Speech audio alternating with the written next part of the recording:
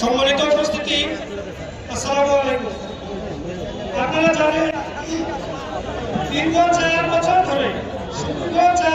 ধরে আমাদের এই আন্দোলন সংগ্রাম চলছে।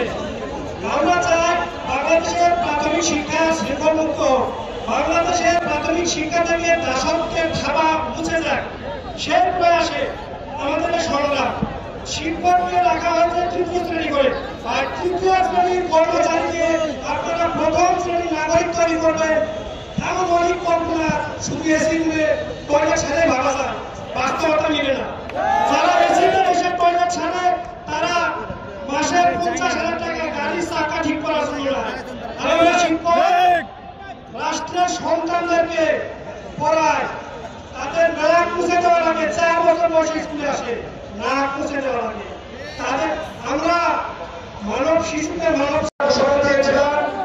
এর 5 জনকে অনতিবিলম্বে নিঃশর্ত মুক্তি প্রদান না করা হলে আমাদের এই লাগাতার যে কর্মসূচি এটা অব্যাহত থাকবে।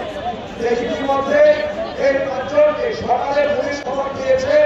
আমরা 10 জনের একটা প্রতিরোধ পাঠিয়েছিলাম, ইতিমধ্যে তাদেরকে মুক্তি দিয়েছে। আমাদের এখানে এসে তারা পিছনে অবস্থান করছে, 5 জনকে মুক্তি দিয়েছে।